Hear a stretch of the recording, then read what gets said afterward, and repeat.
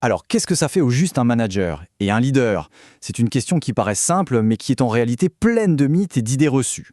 Aujourd'hui, on va justement décortiquer tout ça pour aller au cœur de leur véritable travail en se basant sur des analyses qui ont marqué leur temps.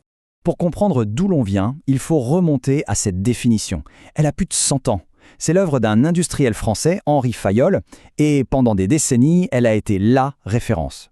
C'est l'image classique du manager comme un grand chef d'orchestre qui maîtrise tout le temps. Et c'est là que les choses deviennent vraiment intéressantes. Parce que si on prend la peine d'observer ce que font concrètement les managers au jour le jour, eh bien cette belle description bien ordonnée semble complètement à côté de la plaque. Alors, laissons de côté la théorie un instant et regardons les faits. Allez, on plonge dans le vif du sujet. On va commencer par déconstruire 4 grands mythes sur le métier de manager. Ce sont des clichés qui ont la vie dure, mais qui, vous allez le voir, ne tiennent pas la route face à la réalité du terrain.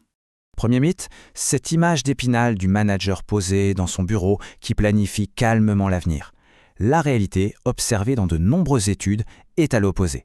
Le quotidien d'un manager, c'est un sprint permanent, fragmenté, où l'on saute d'un sujet à l'autre sans arrêt. C'est tout sauf un long fleuve tranquille. Et pour bien illustrer ce rythme fou, tenez-vous bien, une étude menée sur des contremaîtres a révélé qu'ils changeaient d'activité en moyenne toutes les 48 secondes. 48 secondes. On n'est plus dans la planification, là on est dans la réaction quasi instantanée. Le travail ne s'arrête jamais vraiment. On entend partout que les bons managers doivent tout déléguer, surtout les tâches routinières.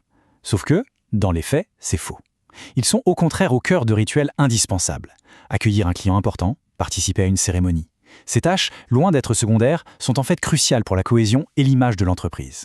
Le troisième mythe, c'est celui du manager pilote, les yeux rivés sur ses tableaux de bord et ses rapports ultra détaillés. En pratique, il s'avère que les managers se méfient de ces systèmes formels. Ce qu'ils veulent, c'est l'information chaude, vivante, celle qu'on obtient en direct, au téléphone ou en face à face. Et cette diapositive le montre de façon éclatante. Les chiffres sont sans appel. Les managers passent entre les 2/3 et 80% de leur temps à parler. La communication, ce n'est pas juste une partie de leur job, c'est leur job. Et bien souvent, un bruit de couloir ou une info glanée à la machine à café a plus de valeur qu'un rapport trimestriel. Et enfin, le dernier mythe, celui qui voudrait faire du management une science exacte avec des règles et des procédures claires. En réalité, ça reste encore aujourd'hui un artisanat. Un art. L'information la plus critique, les stratégies les plus fines ne sont pas dans des bases de données, elles sont dans la tête du manager et tout repose sur son intuition et son jugement.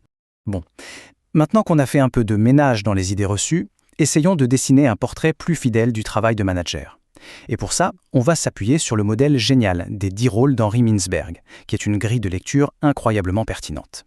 Voilà le fameux modèle. L'idée de base est simple. Tout découle de l'autorité formelle du manager, de sa position dans l'organigramme.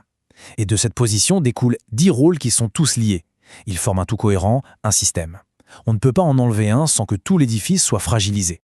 Ces 10 rôles, on peut les regrouper en 3 grandes familles.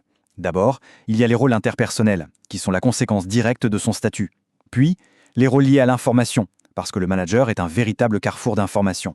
Et enfin, logiquement, les rôles décisionnels, parce que toute cette information, elle sert à prendre des décisions et à passer à l'action.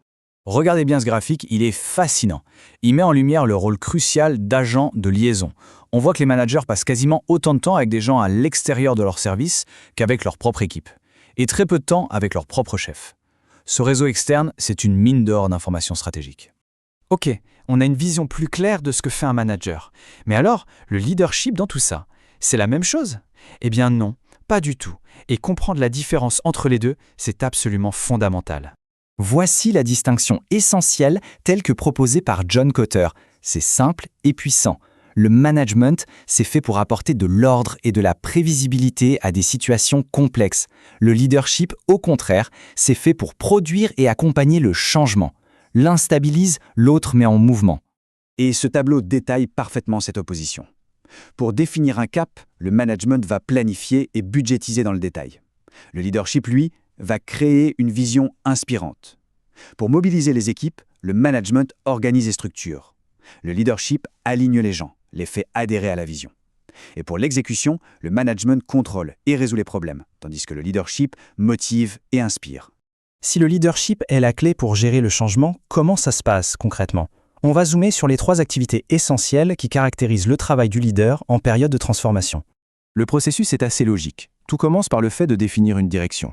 de créer une vision de ce que le futur pourrait être. Ensuite, l'étape cruciale est de communiquer cette vision encore et encore, pour que tout le monde se l'approprie et rame dans la même direction. Et enfin, il faut motiver, donner l'énergie aux équipes pour qu'elles puissent surmonter les obstacles, qui seront forcément nombreux. Alors, au final, faut-il choisir manager ou leader? La conclusion de toute cette analyse, c'est que la question n'est pas là. Le vrai enjeu, c'est d'intégrer les deux. Et voilà le message clé. Les organisations qui réussissent le mieux ne choisissent pas leur camp. Elles développent des leaders qui sont aussi d'excellents managers. Elles ont besoin de personnes capables de gérer la complexité du présent tout en préparant activement le changement de demain. L'un ne peut pas fonctionner sans l'autre. J'aime beaucoup cette citation pour finir, car elle ramène toute cette théorie à une dimension profondément humaine. Le leadership, ce n'est pas l'histoire d'un héros solitaire, c'est un effort partagé, une aventure où la confiance et la simplicité des relations font toute la différence. Et on va se quitter sur une question à méditer. Quand on observe un rôle de direction, quel qu'il soit, quelle est la part de management, de gestion de la complexité, et quelle est la part de leadership, de conduite du changement? Réfléchir à cet équilibre, c'est peut-être le premier pas vers un leadership plus efficace.